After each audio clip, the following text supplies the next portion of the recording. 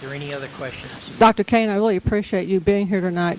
I'm kind of, I guess, I always out of my home and I don't get out much. But today, had opportunity to have a health exam at my female doctor.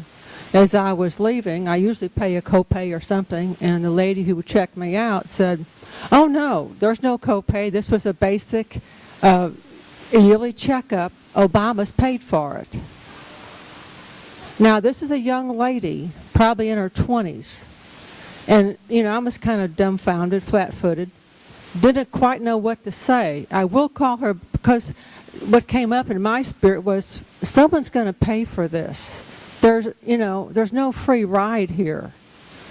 And, you know, there's so many people, younger people, and everybody knows this, because we all have young people in our families that hate this country.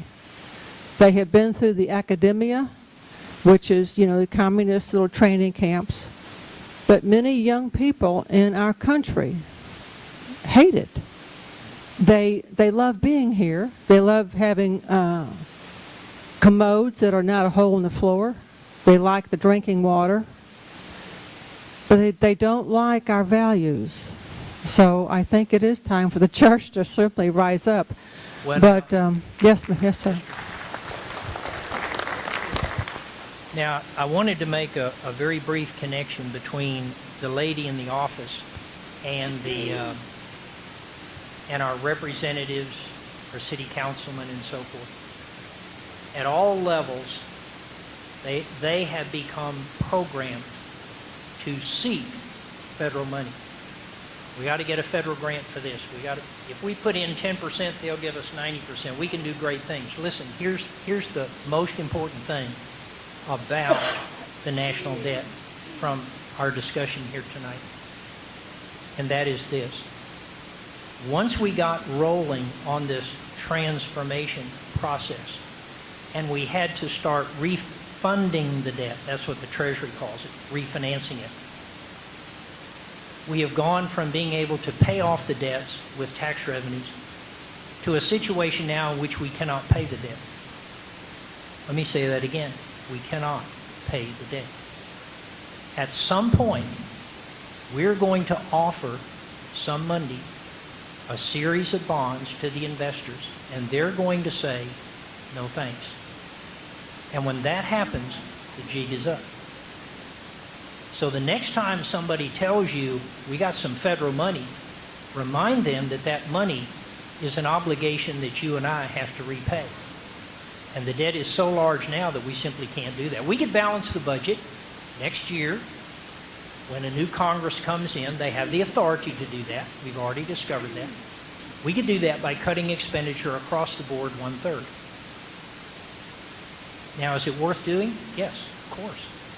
In exactly the same way that if your children, if you're my age and your children came to you and said, hey, we've gotten in over our heads, we got too many credit cards, we can't pay them off, what do? We have to do something drastic. I wouldn't tell my children to cut back a little bit, refinance your card, move it to another bank, and keep on going. I'd say, look, you've got to bring your revenues into balance with your expenditures. Well, I've got this big car, sell that car. Get a cheaper car. You have to do something drastic. You have to do it right now. And Adam Smith said, what is good for the individual can scarce be folly in a great kingdom. And I would assert to you that this is a great kingdom. This may be opening up too big of a can of worms, but I have a few friends who work in the banking industry, and they talk about the Dodd-Frank bill, and they say it's absolutely as devastating to our banking system as the healthcare law was to our... Again, you're talking about the government creating one more source of uncertainty that business finds it difficult to deal with. Yes, it's uncertainty. And I would also say, I don't know whether they've told you this, but you remember the origin of the 2008 financial collapse. It was the subprime mortgages. Why did banks lend money to people with no income, no jobs, and no credit rating?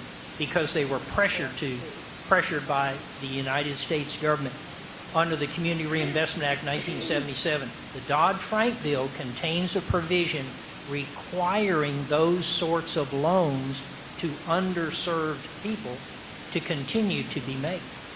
So this is just chapter 1. Chapter 2 is coming.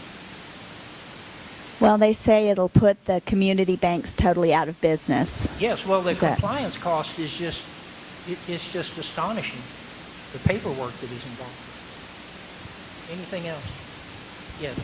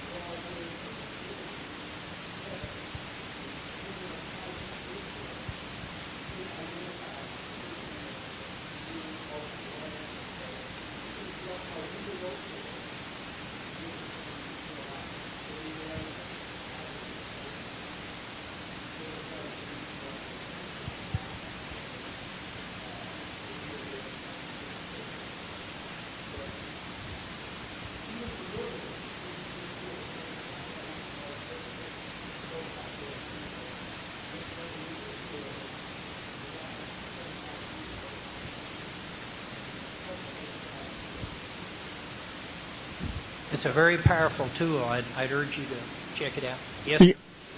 We got one more. I know we're almost run out over time, but I have one more question over here. And then if after we're done, I know because we got to kind of wrap things up.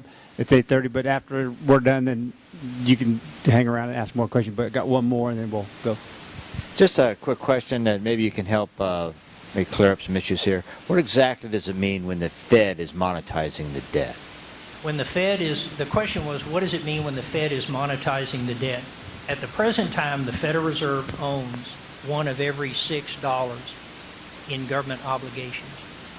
So when the Federal Reserve buys one of those bonds from a private investor, they are crediting the investor's bank deposit with the Federal Reserve by just, in effect, writing a plus number in there. And since that represents money, they are in effect creating money.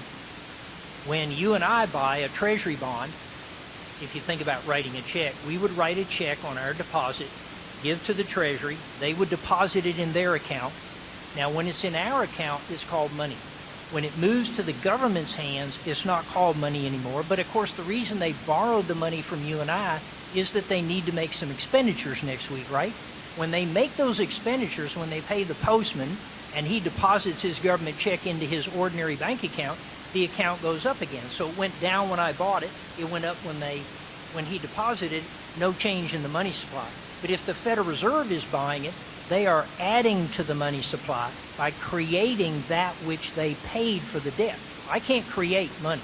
I can write checks which moves it around, but I can't create it.